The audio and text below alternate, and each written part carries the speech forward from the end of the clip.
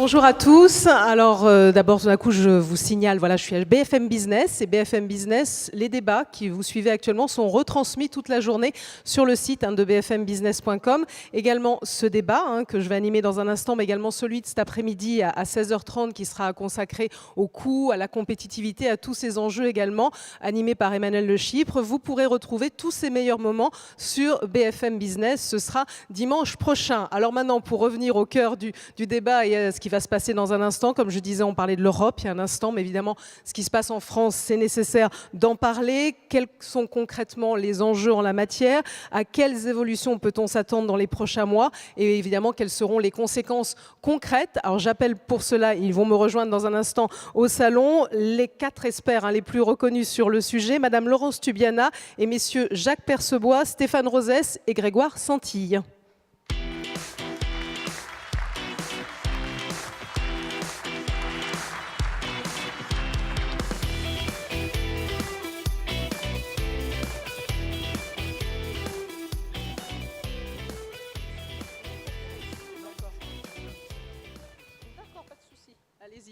Installez-vous, n'hésitez pas à prendre des micros, donc je vais tous vous présenter. Laurence Tubiana, bonjour, on va vous passer un micro, vous n'allez avoir pas de soucis. Voilà.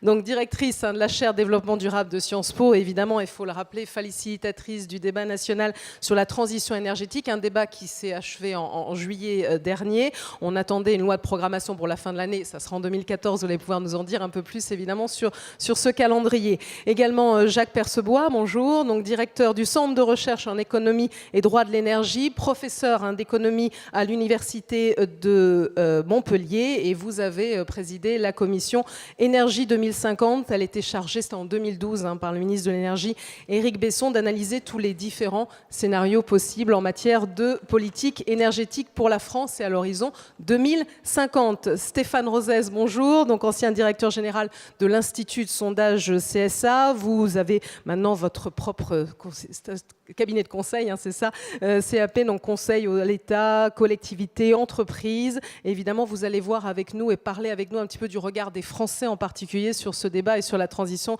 énergétique. Et puis c'est important aussi d'avoir un entrepreneur dans cette démarche, on en parlait aussi durant toute cette matinée. Grégoire Santille, bonjour, donc entrepreneur, président fondateur de la société de gestion indépendante Next Stage. Vous êtes spécialisé dans le financement de la croissance de PME françaises et très concerné aussi par évidemment toutes ces questions de transition et de changement climatique. Alors pour aller directement dans le débat avec vous, Laurence Tubiana, c'est ce que je disais, ce débat national sur la transition énergétique, il y a eu beaucoup d'idées qui ont été avancées. Parfois, on a dit que ce n'était pas évident. 4 scénarios, il fallait arriver à trouver aussi un consensus. Alors, quelles sont les grandes idées qui ont été retenues? Effectivement, ça n'a pas toujours été une partie facile, en partie parce qu'il y avait beaucoup de préjugés entre les différents acteurs, en partie aussi parce qu'il y a beaucoup d'incertitudes sur comment y aller. Est-ce que c'est possible? À quel coût? Incertitudes dont une partie vont se résoudre, y compris avec aussi les innovations technologiques qu'on attend, et une partie, c'est simplement des choix politiques. Et au fond, les grandes idées qu'on peut retenir, et peut-être la plus forte, c'est à la fois la vision de la capacité de découplage de la croissance économique et de la consommation d'énergie. Et là, on a eu au fond 2 visions. C'est possible. Et d'une certaine manière, on l'a vu finalement dans le passé, on l'a déjà fait, mais on ne peut pas aller plus loin, et c'est impossible complètement. Et donc là, ça c'est quelque chose au fond qu'on va démontrer. Il y a un jugement sur la possibilité de cette divergence, de combler cette divergence, mais ceci va se trancher par l'expérience.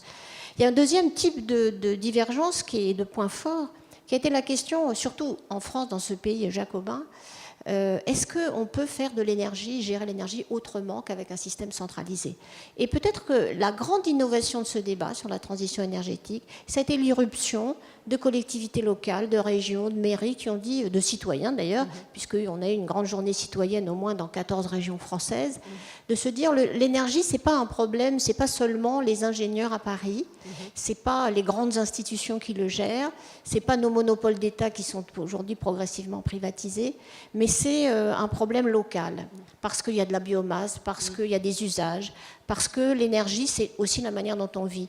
Et ça, parce qu'on a vu parfois aussi que des connectivités allaient même encore plus vite, peut-être qu'au niveau plus général de l'État. Voilà, on y reviendra peut-être tout à l'heure, mais il y a des régions françaises en tout cas qui se sont fixées des objectifs en matière de mix énergétique, en matière de réduction de la consommation d'énergie, d'une certaine manière plus clair et plus ambitieux que ce qu'on pourra certainement produire pour le schéma national. Donc ça, c'est le deuxième point très important. Et le troisième, ce qui a été plutôt quelque chose qui est sorti du débat, et j'ai trouvé tout à fait intéressant, c'est l'idée, au lieu de raisonner énergie par énergie, le nucléaire, le pétrole, le gaz, de commencer à se dire, au fond, il faut qu'on mélange tout ça. C'est un problème de vecteur plus que de source.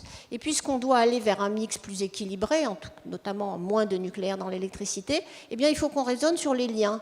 Comment on passe de l'électricité au gaz ou du gaz à l'électricité. Comment on pense le problème non plus par silo et par grandes institutions et systèmes et réseaux, mais comme quelque chose qui doit s'hybrider. Et ça, c'est vraiment...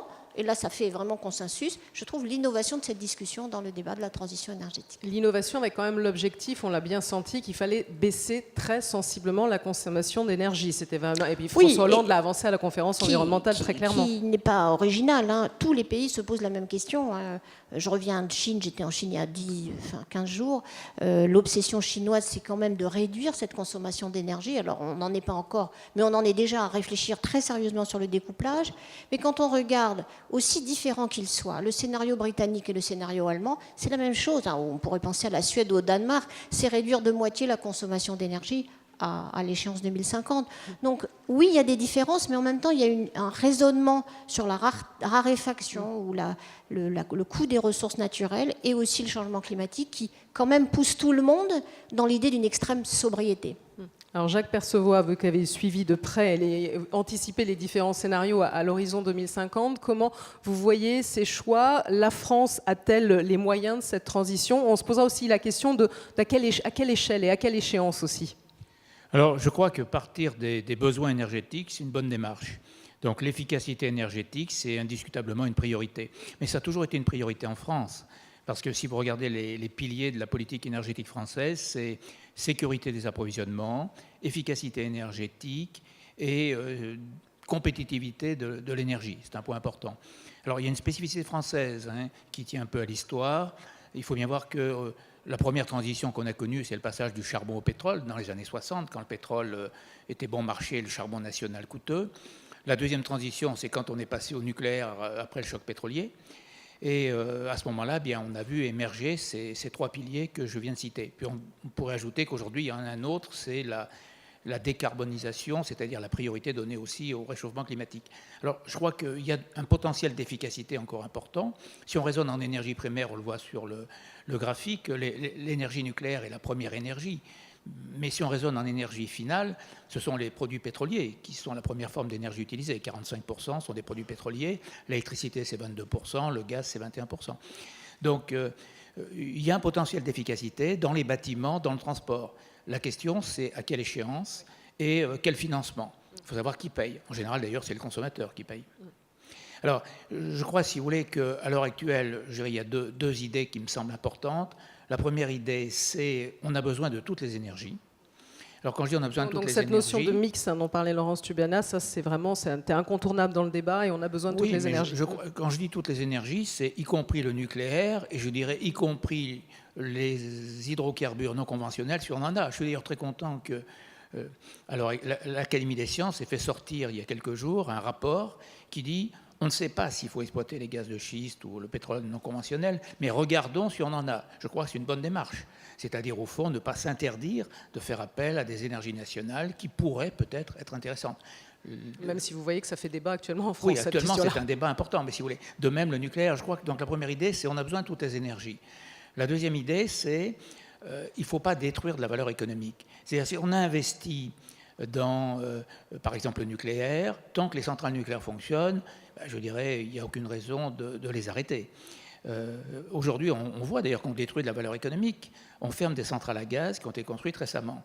Ça tient au fait que le marché de l'électricité en Europe ne fonctionne pas très bien. On a quand même des prix négatifs. Si vous voulez, aujourd'hui, les centrales à gaz sont en quelque sorte prises dans un effet de ciseau entre, d'une part, le charbon américain bon marché. À cause du gaz de schiste américain, le charbon américain ne trouve plus de débouchés aux États-Unis, vient en Europe. et en même temps le système des feed-in tarifs pour les renouvelables, qui font que les renouvelables sont prioritaires sur le réseau électrique, et que par conséquent, quand il y a trop d'énergie renouvelable, notamment de vent sur l'Europe, eh bien, le prix de l'électricité baisse, ça n'envoie pas un bon signal pour les investisseurs, et on a même, dans certaines circonstances, des prix négatifs de l'électricité. On paye un consommateur pour vous débarrasser d'un produit devenu encombrant. Alors, on sait bien que dans le domaine agricole, quand il y a trop d'artichauts en Bretagne, des fois on détruit une partie de la production. L'électricité, on ne détruit pas physiquement l'électricité, mais on la détruit sur le plan économique, puisqu'on la vend à des prix négatifs. Donc je crois, si vous voulez, qu'il faut revoir un peu à l'heure actuelle certaines dispositions réglementaires, et notamment, d'ailleurs, je crois que c'est en débat. Le débat sur le système des feed-in tarifs relativement coûteux, c'est un débat central, à mon avis, en Europe. Mais je crois Même si les acteurs des énergies renouvelables vous disent qu'à terme, dans 3, 4, 5 ans, on arrivera à la parité. Oui, mais pour l'éolien onshore, on n'est pas très loin, si vous voulez. On n'est pas très loin de ce qu'était le prix de marché il y a quelques années, c'est-à-dire à 60-70 euros le mégawattheure, ça a un sens. Aujourd'hui, les prix du marché de l'électricité sont en dessous de l'AREN, c'est-à-dire ce qu'on appelait à l'époque le prix plancher de l'électricité sur le marché européen. C'est quand même un problème de fonctionnement du marché. Alors vous l'avez soulevé quand même la question, à quelle échéance aussi? Parce qu'elle revient, je fais réagir aussi Laurence Tubiana, parce qu'on attend un projet de loi.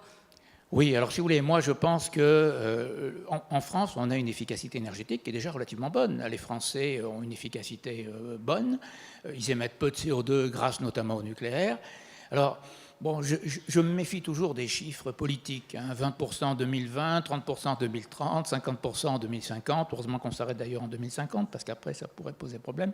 Mais il faut bien voir que c'est coûteux de faire de l'efficacité, parce qu'il y a deux domaines où il faut la faire. Ce sont les bâtiments, mais les bâtiments existants. Les bâtiments nouveaux, on sait faire. C'est l'existant qui coûte cher et qui est difficile à faire. Et puis, c'est le secteur des transports. Je pense d'ailleurs que ce sera plus facile dans le secteur des transports que dans le secteur du bâtiment, parce que c'est le consommateur qui doit payer. Et le rythme de renouvellement des véhicules est plus rapide que le rythme de renouvellement des bâtiments, de l'existant.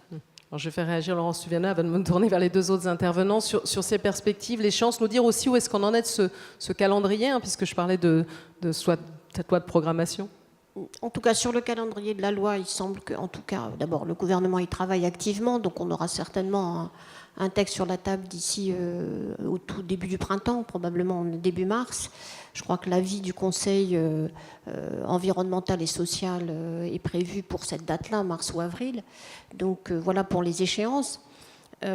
Pour le reste, je crois que, à la fois, je partage tout à fait ce que vient de dire le professeur Percebois. En même temps, cette politique, pour revenir sur cette question de politique efficacité énergétique française, elle a eu ses heures et ses malheurs. Elle a eu une grande période, juste après le premier choc, puis le deuxième choc pétrolier.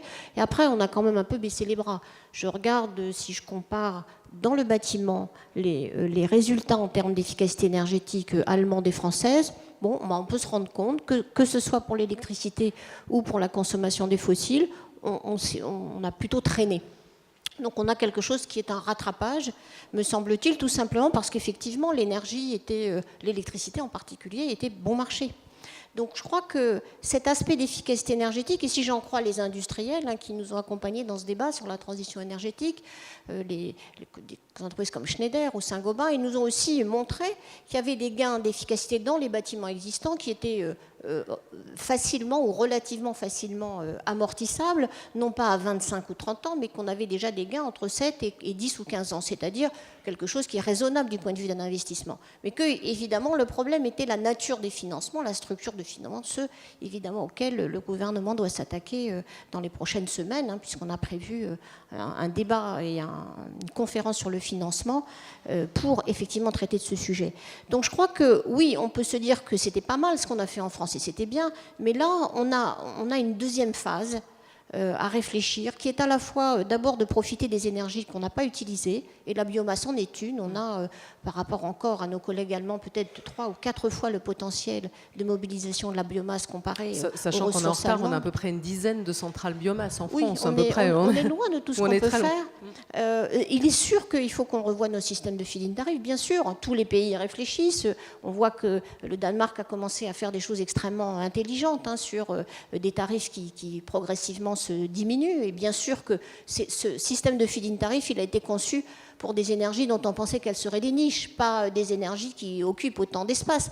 Donc tout ça a besoin d'une refondation, c'est bien pour ça qu'il fallait un débat, mais aussi se dire, quand même, l'objectif, c'est vraiment d'être sobre, parce qu'on ne peut pas décarboner. Et vous me pardonnerez sans doute, mais je pense que cette question du changement climatique, elle est majeure. Et qu'on ne peut pas décarboner les économies, quelles qu'elles soient, en Chine comme en France, si on ne réduit pas, si on n'est pas sobre du point de vue de la consommation énergétique, c'est-à-dire qu'on n'arrive pas à, au fond, découpler le PIB de sa quantité d'énergie. Et ça, c'est... Alors, soit on pense que le changement climatique n'est pas un sujet, auquel cas, le débat est plus tranquille, on a le temps, et il faut diversifier pour des questions de sécurité énergétique, soit on pense qu'au contraire, c'est un sujet majeur, et là, oui, il faut qu'on rentre dans un deuxième souffle de cette transition énergétique, même si on a beaucoup d'atouts en France, c'est évident. Alors, vous avez parlé tout à l'heure des industriels, des entreprises qui ont un rôle aussi central. C'est pour ça que je me tourne vers Grégoire Santi. Donc, vous suivez aussi de près, à travers le projet 2020, ce qui peut se faire en France en matière de transition énergétique. On parle des entreprises. Tout à l'heure, sur scène, Pascal Lamy, l'ancien directeur général de l'OMC, disait que c'était important aussi que les multinationales, en particulier, mais aussi toutes les PME, soient engagées dans cette démarche-là. Est-ce que vous trouvez qu'on les intègre suffisamment dans le débat, qu'elles ont suffisamment leur place, ou qu'il en faudrait un petit peu plus? Je vais peut-être repartir d'un point évoqué par Cécile Maisonneuve tout à l'heure. Elle parlait de Schumpeter et de processus de destruction créatrice. La question que je pose à vous, c'est est-ce qu'il faut parler de transition énergétique ou de révolution énergétique? Et il me semble qu'on est peut-être dans une configuration où, en fait, finalement, on est en train d'assister à trois choses. On parlait tout à l'heure des besoins, mais on est dans une configuration dans laquelle le marché de l'énergie est en train d'exploser, à la fois pour des raisons analogiques, c'est-à-dire qu'on est dans une configuration où l'explosion démographique et l'accession à un statut des pays émergents, à un statut de pays développés et prospères, booste la consommation de l'énergie. La deuxième chose, c'est qu'on est en face de plusieurs ruptures technologiques majeures, et on peut, de manière innovante et audacieuse, faire un parallèle entre le marché de l'énergie et le marché de l'information. C'est-à-dire que l'information, c'est quelque chose que l'on consomme, que l'on produit, que l'on stocke et que l'on partage. Il me semble que de plus en plus, au travers de la révolution technologique qui est en train de se dessiner, l'énergie est en train de prendre le même chemin. Parce qu'il y a une application... On parle aussi des smart cities et de la ville de demain et comment on peut intégrer ces technologies dans ces enjeux-là. Absolument, mais on voit bien que dans le domaine du stockage, par exemple, les réseaux intelligents, les smart grids, vont être en mesure de transporter à la fois de l'information et de l'énergie. Et donc, ça a une troisième conséquence qui est simple et qui est majeure, c'est que l'énergie, ce n'est pas un problème franco-français, c'est comme l'information, c'est un marché mondial, et donc c'est quelque chose qui doit se traiter au niveau mondial. Et l'autre chose, c'est que l'énergie, et Laurence Tubiana le rappelait à l'instant, qui était quelque chose qui avait été très développé par silo, c'est-à-dire il y a le pétrole, il y a le nucléaire, etc., et de moins en moins un produit, et de plus en plus un service. Donc la clé, c'est comment est-ce qu'on va préempter et intégrer de manière, et je retiens votre image, de manière hybride, les différentes sources d'énergie là-dessus. Et donc dans cette perspective-là, ce qui est sûr, c'est qu'en France, on a des champions mondiaux qui sont, et c'est intéressant, de nature différente, c'est aussi bien Total qu'EDF, que GDF, que Schneider Electric, qui avait joué un rôle majeur dans les années 75 dans le domaine nucléaire et qui joue un rôle majeur aujourd'hui dans le domaine de l'électricité intelligente, et ils font des choses qui sont absolument remarquables. Avec l'idée de développer des filières, on parlait de l'éolien offshore, on sait à quel point c'est lourd, on avait aussi des consortiums se créer, même entre grands groupes, et se dire on peut créer une filière. Mais ça montre aussi une chose, c'est que le marché de l'énergie, c'est pas quelque chose qui est seulement décidé par les États ou par l'Europe. C'est quelque chose qui est aussi mis en œuvre par des initiatives entrepreneuriales, par des innovations, et que c'est un des éléments clés qui a assuré le succès de la France depuis 50 ans dans la matière, et que l'oublier aujourd'hui serait une insulte à l'avenir. Et d'ailleurs, quand on voit les études de près, certains disent aussi que le financement, le privé, aura un rôle central à jouer, puisqu'on parlait de financement aussi, dans ces enjeux de transition énergétique. Et je pourrais vous donner des exemples, un exemple concret tout à l'heure. On est investisseur, on est dans une entreprise qui est le premier acteur en Europe dans le domaine, appelons ça la performance environnementale ou de la transition énergétique, qui s'appelle Greenflex, qui a 4 ans, qui va faire 100 millions d'euros de chiffre d'affaires, qui est sans doute dans le domaine de l'énergie ce que Criteo est dans le domaine des technologies de l'information, Mais ce qui est intéressant, c'est que l'enjeu, c'est de se développer au niveau mondial. Aujourd'hui, les entrepreneurs et les PME, quand ils ne se développent pas sur un marché franco-français. Ils se développent à l'échelle mondiale. Et donc Pascal Lamy avait raison de souligner que le chasser en meute dans le domaine de l'énergie, il est vital pour l'avenir. Je crois que vous voulez dire juste un mot, et je ne vous oublie pas, Stéphane Rosset, je vous passe la parole après, Laurence Tubiana. Et pour ça, on pourrait peut-être se dire, mais pourquoi faire tout ça en France, faire encore plus mais quand on regarde ce qui se passe dans le monde, eh bien, tout le monde est en train d'y réfléchir à cette transition. En fait, c'est bien une révolution énergétique, sauf que le mot fait peur. Donc il vaut mieux dire transition parce que ça a l'air plus tranquille. Et puis au fond, comme ça va prendre du temps, on aura le temps de s'organiser. Certains parlent de troisième révolution industrielle. Absolument. Et du coup, il y a vraiment quelque chose de... Il ne faut pas regarder que le sol français. Tout le monde se pose les problèmes des technologies très effectivement, très futuristes, comme l'éolien offshore. Bien sûr, c'est dans la mer du Nord, mais c'est au Danemark, mais c'est aussi en Chine. Il y a, je crois, une dynamique dans le secteur de l'énergie, des énergies vertes, qui est, je crois, on n'a qu'à regarder le volume d'investissement aujourd'hui. La Chine aujourd'hui est le premier investisseur mondial en matière de technologie verte dans l'énergie et dans quelques autres domaines aussi. Et ce qui fait que, eux, ils parient sur cette dynamique. Alors, la question, c'est est-ce qu'on est en meute, y compris les entreprises et y compris des pays, ce qui fait que tout ça va coûter moins cher si on fait ça, ou bien on commence à hésiter à se dire ah mais non, finalement, on a trop fait, il vaut mieux qu'on s'arrête. Alors Stéphane Rosset, avec vous, on va parler justement des Français dans ce débat-là, parce que c'est vrai aussi, c'est un débat qui a été national aussi, il y a eu des débats dans les territoires, on a sensibilisé aussi les citoyens. Alors justement, est-ce que les Français se sentent concernés, impliqués? Quelle est leur vision aussi de la transition énergétique et de l'énergie?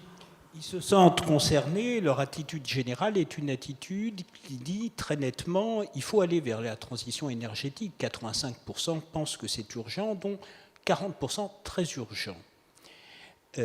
Et en même temps, ils sont un peu dans l'expectative, ils ont du mal à se saisir du débat. Pour 70% d'entre eux, ils admettent qu'ils ont du mal à en voir les éléments. Alors d'où vient cette attitude et cette posture générale ? Elle vient d'abord du fait qu'ils ont entendu dire et ils sont convaincus qu'il va y avoir un problème de ressources et de cherté des énergies par la limitation.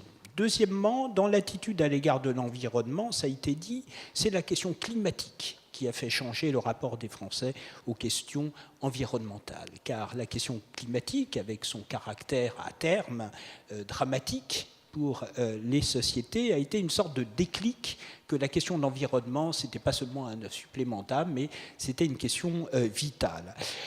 Troisième élément, les débats ont été relativement portés politiquement, mais ils se sont focalisés sur la question du nucléaire durant la dernière présidentielle. Là, les Français sont ambivalents, ça a été dit tout à l'heure, au travers des graphiques très intéressants sur l'attitude des différentes opinions publiques européennes. La France objectivement, mais l'opinion publique française également, est relativement favorable au nucléaire par rapport aux autres. Par exemple, il y a la moitié des Français, 51%, qui pensent que le nucléaire est compatible avec la transition énergétique contre 41%. Mais surtout, ce sur quoi je voudrais insister, c'est que l'idée que la transition énergétique est nécessaire vient d'une attitude générale de l'imaginaire français à l'égard du futur et du progrès. Comme les individus n'arrivent plus à se projeter dans un avenir meilleur du fait de ce qu'ils redoutent dans les évolutions économiques, ils vont chercher dans la question de la transition énergétique une promesse qu'il pourrait y avoir un autre type de développement économique faisant converger les nécessités économiques, les contraintes environnementales et puis mon rapport aux autres. Et donc l'idée même du bonheur, du progrès, de la réussite est en train de changer. Alors ce qui fait qu'il ne se l'approprie pas réellement, concrètement, au quotidien, même si j'étais expert lors du débat sur la transition énergétique, quand en région on met des citoyens lambda dans le débat, ils y vont tout de suite, c'est que comme tout dépend du politique dans les représentations des Français, on attend des politiques qui puissent nous dire voilà ce que l'on souhaite que la société soit dans 10-20 ans, ou que les Français eux-mêmes le disent. Quand ça se passe, comme ça a été le cas lors d'une journée sur le débat sur la transition énergétique, les gens s'approprient le sujet. Sinon, ils attendent de voir ce que fera l'État, ce que feront les entreprises, ce que feront les collectivités territoriales pour se dire « c'est bon, je change mes propres comportements » si j'en suis un tout petit peu, je dirais, à regarder comme un spectateur le débat. Avec la question aussi, on en parlait avec Jacques Percebois, quand même du coût aussi. On parle beaucoup de rénovation thermique, on va en parler, et de précarité énergétique, qui est une réalité, en particulier aussi en France. Une des difficultés, la difficulté d'appropriation, c'est que comme les politiques ne portent pas ou qu'est-ce que sera la France d'un point de vue énergétique dans 10-15 ans, les Français sont sous tension.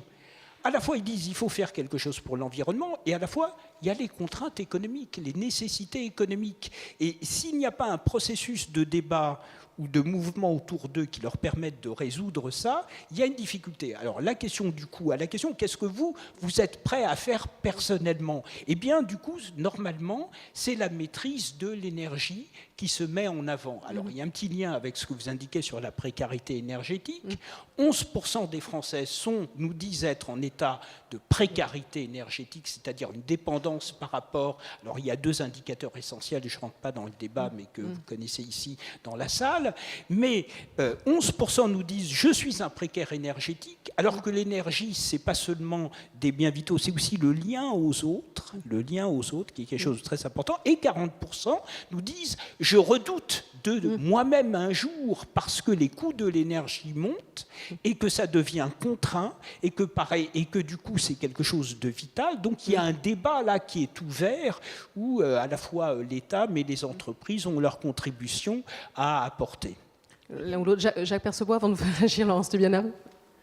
Oui, sur la précarité énergétique, je crois que c'est en effet une préoccupation centrale. Hein. Il y a 4 millions de ménages qui sont en situation de précarité énergétique. Alors on a tendance à penser que précarité énergétique, c'est synonyme de précarité électrique. La précarité énergétique, ça dépasse très largement l'électricité. Il y a les ménages qui sont en situation de précarité pour le gaz. Alors pour eux, il est prévu, comme pour l'électricité, des tarifs sociaux, qui vont d'ailleurs être généralisés. C'est une bonne chose, hein, puisque beaucoup de gens hésitent à demander ces tarifs sociaux, soit parce qu'ils ne savent pas que ça existe, soit parce qu'ils ne peuvent pas passer pour pauvres. Et puis il y a tous ceux qui sont en situation de précarité énergétique quand ils sont chauffés au fioul.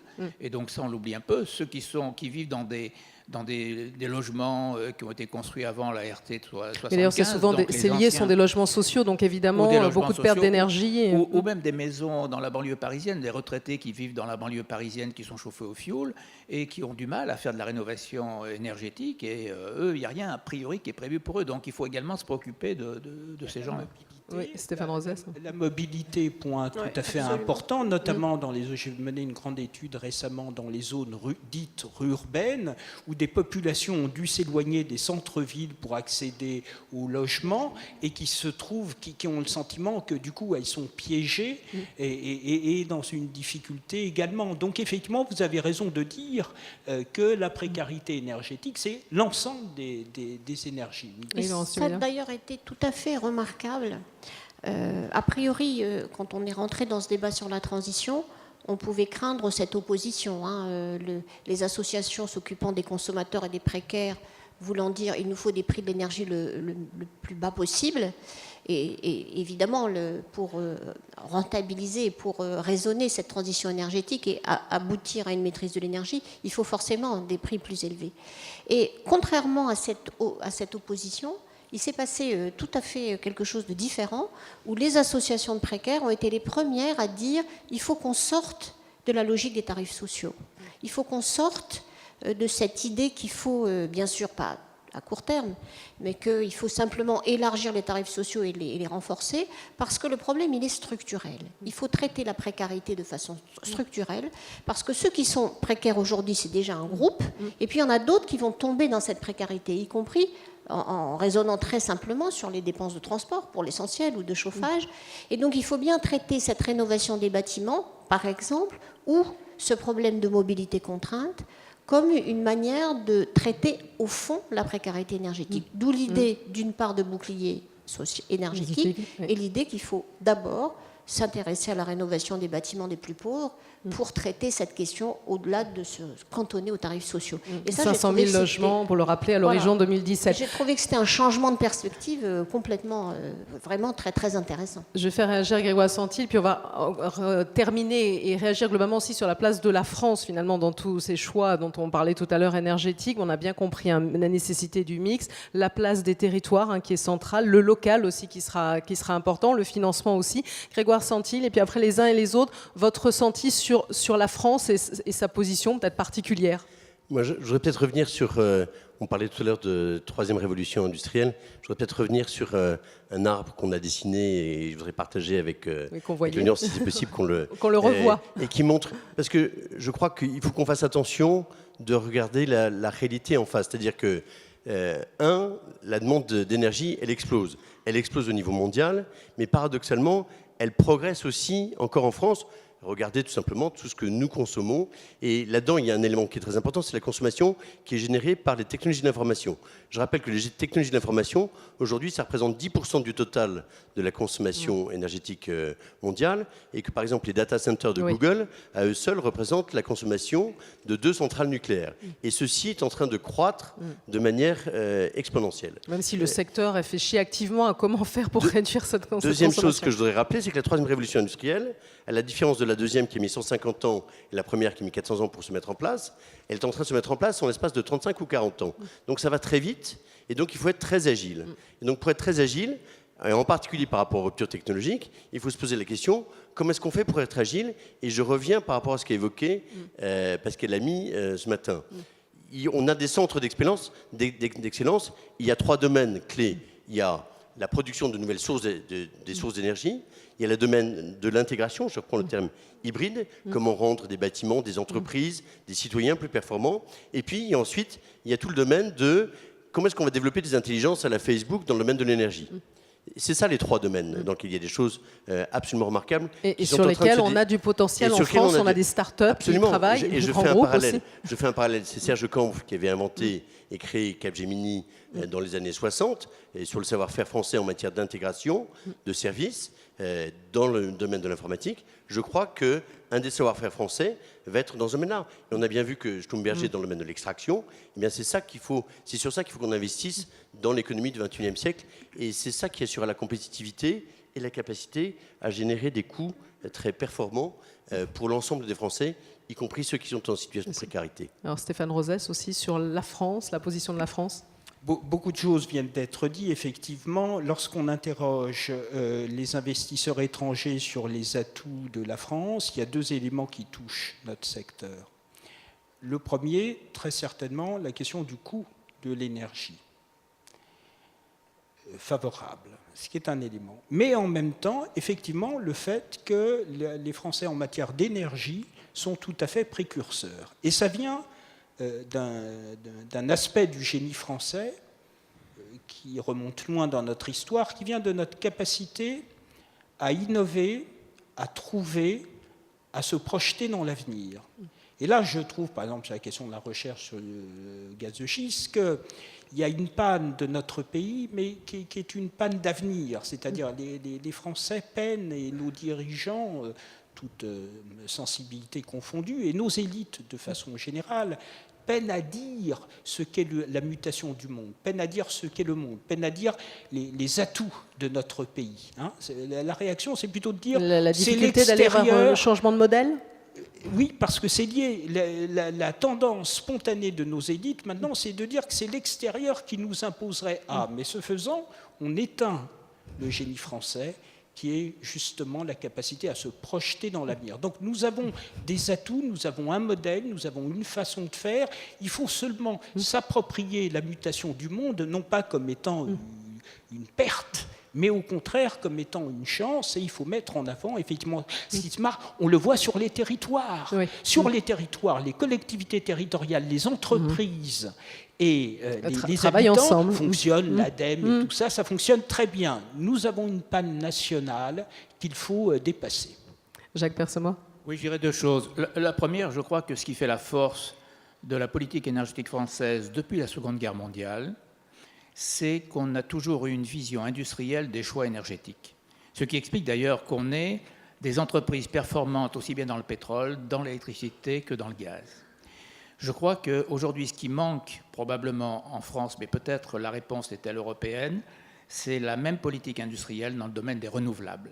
C'est-à-dire qu'en fait, il faut que le choix énergétique des renouvelables soit adossé en quelque sorte à une stratégie industrielle au moins européenne. La deuxième chose... On le voit, la France et l'Allemagne travaillent ensemble, mais globalement, il y a pas de politique. Oui, mais on est loin de l'EADS dans les renouvelables, alors qu'on a fait l'EADS dans le transport aérien. La deuxième chose qui me semble importante, c'est qu'il ne faut jamais perdre de vue que le prix de l'énergie, quelle que soit l'énergie, c'est un coût pour le particulier, mais aussi pour les entreprises, c'est un signal pour l'investisseur demain.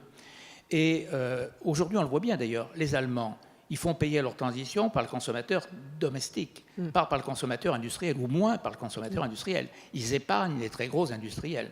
Donc je crois qu'il ne faut pas perdre de vue que quand on a la chance d'avoir des énergies qui sont bon marché aujourd'hui, ou moins coûteuses que le reste de l'Europe ou le reste du monde, et qu'on a aussi peut-être la chance d'avoir demain d'autres énergies qui peuvent être compétitives, il ne faut pas s'en priver. D'ailleurs, il suffit de regarder, on l'a dit suffisamment ce matin, ce qui se passe aujourd'hui aux États-Unis avec les hydrocarbures non conventionnels, pour voir que sur le plan international, eh bien, la compétitivité industrielle va dépendre très largement des choix énergétiques qui seront faits. Le mot de la fin pour Laurence Tubiana avant les questions. Ne serait-ce que, en tout cas, moi je souhaite personnellement, c'est une opinion personnelle, qu'on traite cette question de l'étude sur les gaz de schiste de façon sérieuse, parce que sinon on a un débat théorique, donc je vous rejoins. Ça serait vraiment bien qu'on ait cette discussion sérieuse. Et on s'apercevra d'ailleurs, c'est probable, hein, je crois que les spécialistes ici de Total le savent bien, on n'aura pas de miracle, ce ne sera pas un game changer, comme l'a dit la directrice du centre énergie de l'IFRI, mais au moins qu'on arrête d'avoir ce débat fantasmatique. Donc moi, je suis pour ça, qu'on ait un débat clair et précis. Pour le reste, je crois que pourquoi tous les pays européens aujourd'hui mettre l'accent sur la maîtrise de la demande de l'énergie, c'est pas parce qu'on n'aura pas besoin d'énergie demain. Au contraire, on aura sûrement besoin, et vous le disiez très bien, les industries, les technologies de l'information, elles sont et elles vont être de plus en plus consommatrices d'énergie. C'est que le temps qu'on trouve que la troisième révolution industrielle, elle se mette en place, il nous faut gagner du temps. Enfin, bien sûr, contre la lutte contre le changement climatique. Il nous faut gagner du temps. C'est pour ça que la maîtrise de la demande de l'énergie, donc la sobriété de cette période, elle est importante pour préparer demain avec des énergies propres, avec des énergies qui ne seront pas carbonées. Et c'est ça. Il faut qu'on articule des temps différents parce que notre modèle est assez inerte, hein, il bouge lentement, mais aussi, et je trouve que ça c'est sain du point de vue français, on a une très bonne politique énergétique, c'est le moment aussi de la refonder, de la renouveler. Il n'est pas, je dirais, sécure de dépendre autant du nucléaire pour l'électricité. C'est bien de diversifier, c'est bien à la fois de se servir des atouts et en même temps de participer à cette révolution qui s'annonce. Donc je crois que c'est pour cela que la maîtrise de la demande, c'est la manière de nous faire gagner du temps pour que ces innovations technologiques se mettent en place. Bon, on a vu à quel point le débat était riche et complexe aussi. Il y a sûrement, on nous suit sur le site en direct, bfmbusiness.com, mais il y a aussi des questions sur Twitter. Donc éventuellement, si une question s'affiche, qu'on pourrait lire, une question Twitter. Alors, qui doit payer le coût de la transition énergétique en France? Grégoire Santi. Moi, je crois que la meilleure manière de faire payer le coût, non pas de la transition énergétique, mais de la révolution énergétique, c'est de faire en sorte qu'on soit capable, à l'image de ce que Jacques Percebois rappelait, on a réussi à se doter d'une industrie de l'énergie, non seulement dans les différents silos, mais aussi que ce soit les Schlumberger, que ce soit les Schneider, etc. Et je crois que la meilleure manière, c'est de l'amortir à un niveau mondial. C'est une évidence économique dont il faut absolument qu'on mette ça au cœur de notre ambition. Et c'est comme ça qu'on arrivera à être le plus compétitif sur le plan des coûts. Mais par contre, ça va nécessiter beaucoup d'investissements et il faut s'organiser et s'y préparer. Laurence Tubiana voulait répondre à cette question aussi. Le coût, il ne faut pas raisonner partage des coûts, partage du gâteau. Il faut regarder effectivement investissement, rentabilité de cet investissement et je dirais comment est-ce que le coût décroissant. Et c'est pour ça que la question de l'échelle et de la politique industrielle, elle est centrale.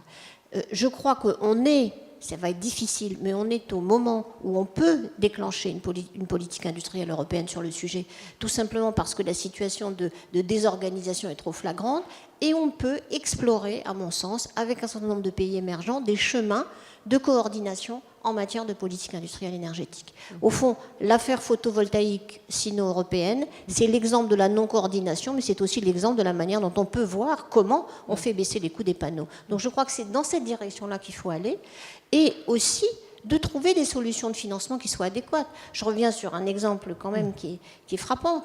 Aujourd'hui, les taux d'intérêt pour acheter, pour n'importe quel fonds de pension pour acheter un appartement à Paris sont bien meilleur marché que pour la personne qui veut faire l'isolation de son toit. Donc là aussi, il y a des aberrations sur le système financier que je crois qu'on peut corriger. Alors, est-ce qu'il y a d'autres questions dans la salle? Ici, de ce côté-là, n'hésitez pas à lever une main, ou alors tout est clair pour vous, c'est formidable. Vous avez très très envie d'aller manger. Non, il y a une question derrière. Allez-y. Oui, bonjour. Je suis Servane Canel, je suis extérieure à Total et je remercie Total de m'avoir invitée à cette journée. J'ai une question qui vient plus de mon expérience dans d'autres pays.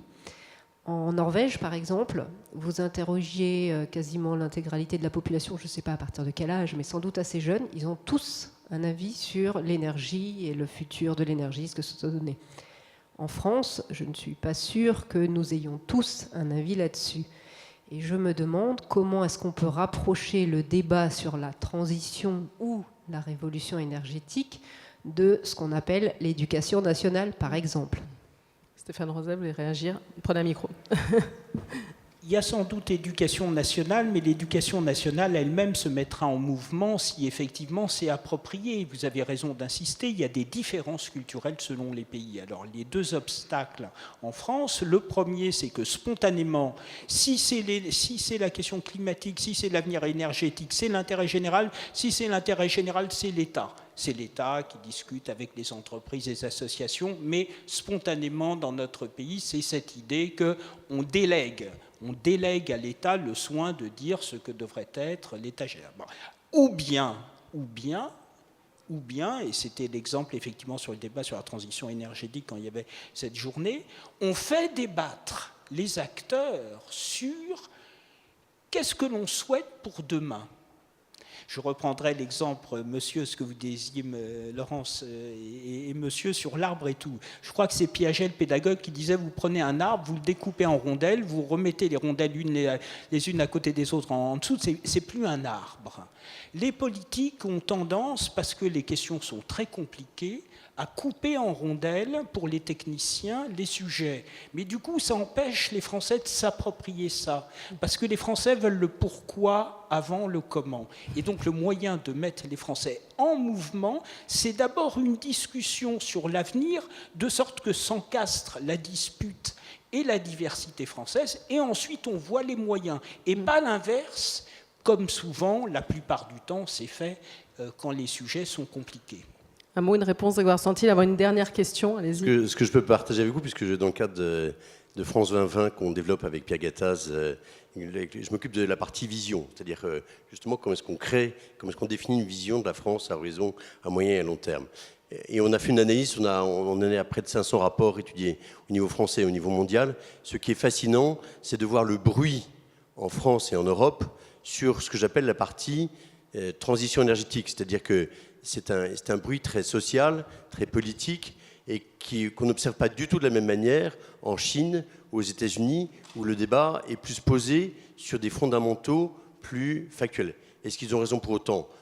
Surtout, la réponse est non, parce que par opposition, je travaillais ce week-end sur la carte des émissions de CO2, on s'aperçoit qu'on est dans une situation où la France est hyper performante au niveau mondial par rapport à la Chine, par rapport à l'Allemagne, par rapport aux États-Unis. Et donc, en fait, il faut qu'on arrive à rationaliser et à objectiver le débat là-dessus, pas uniquement sur les critères sociaux ou politiques, mais sur des critères objectifs. Une dernière question de monsieur, allez-y. Bonjour, je suis Monsieur Fortin, du responsable de développement d'une petite entreprise qui s'appelle Prime Énergie, et j'ai aussi la chance d'être au comité consultatif des actionnaires du groupe. J'avais une double question. On parle en France d'efficacité énergétique, on ne parle jamais de performance énergétique. L'efficacité, c'est une partie. Il y a des contrats de performance énergétique. Il y a des contrats de performance, mais on oublie, je pense, l'efficience. Et quand M. Percebois, tout à l'heure, disait qu'en France, on avait plutôt une bonne efficacité, je m'interroge quand même, à un moment où la thématique, c'est la transition énergétique. On parle d'un système pour aller vers un autre. Est-ce que tous les coûts associés au système actuel, et je pense à la production d'électricité intégrant notamment le nucléaire, combien va coûter en fait le coût du démantèlement des centrales? Je ne suis pas sûr qu'aujourd'hui en France, il soit vraiment intégré dans l'électricité que nous payons. Qu'est-ce qui fait qu'aujourd'hui en France encore, on a une caractéristique unique, c'est de promouvoir encore dans des programmes récents du chauffage électrique, à un moment où on nous demande de nous éclairer avec du chauffage LED ou fluocompact. Le chauffage électrique, je pense que c'est une ineptie. Donc voilà, sur ce point-là, c'est une question. Vous soulevez beaucoup de questions. Peut-être une réponse? Jacques Percebois, allez-y. Oui, alors en 30 secondes, ça va être difficile de répondre à une question, je dirais, aussi complexe. Je vous renvoie simplement au rapport de la Cour des comptes sur le coût du nucléaire. Je crois que c'est un rapport relativement objectif qui dit que le coût de démantèlement et le coût de gestion des déchets est pris en compte. Il est faux de dire que ce n'est pas comptabilisé. Par contre, la Cour des comptes ajoute tout de suite un bémol. Il n'est pas certain que les provisions qui sont faites à l'heure actuelle suffiront à financer et le démantèlement et la gestion des déchets. Mais il est faux de dire qu'on n'en tient pas compte. Alors on pourrait dire ça sur toutes les énergies. Le problème des externalités, c'est un problème qui se pose bien sûr avec le nucléaire, mais ça se pose avec tout. La preuve, c'est que quand il y a eu une défaillance de marché avec le CO2, on a dit on va faire un marché de la défaillance, on a mis en place un marché du CO2. Je pense qu'aujourd'hui, ce marché ne fonctionne pas très bien. Il serait probablement meilleur d'envoyer un bon signal à travers une taxe sur le CO2. Ça, ce serait un bon signal pour lutter contre le changement climatique. En tout cas, dans le débat, on a vu ce besoin de mettre à plat les différents éléments et de la transparence. Alors ça va faire partie d'ailleurs des tâches du Conseil d'orientation de la transition énergétique qui sera créé par la loi. On a besoin de ça parce que sinon, c'est comme cette histoire de gaz de schiste, on ne sait pas de quoi on parle. Et donc on a besoin de cette transparence sur les coûts, on a besoin d'éléments d'information et que justement du coup le public puisse, les Français puissent se l'approprier de façon sensée. Alors je voudrais juste revenir sur ce que vous disiez sur les perceptions différentes. La question de la pollution de l'air en Chine fait que les Chinois vont vouloir se débarrasser du charbon et que ça va devenir un axe majeur. Ça, c'est une surprise. C'est une surprise peut-être encore plus grande. Et de toute façon, à terme, à l'horizon, je crois 2030, ils basculeront plus sur les énergies renouvelables que sur le charbon. Et c'est précisément une opportunité, puisqu'on posait la question tout à l'heure, quelles sont les opportunités pour la France? Je pense que le mix énergétique de la France a abouti à cette performance en matière d'émissions de CO2 qui est incomparablement supérieure à celle de tous les autres pays développés, et que c'est un savoir-faire qu'il faut que nous valorisions et que nous exploitions dans cette perspective-là. Et il y a beaucoup de pays étrangers qui sont très demandeurs là-dessus. Bon, on voit que le débat est très riche, on aurait pu continuer pendant longtemps. Merci en tout cas à tous les quatre d'être intervenus. Et vous pouvez les applaudir, évidemment, pour leur intervention.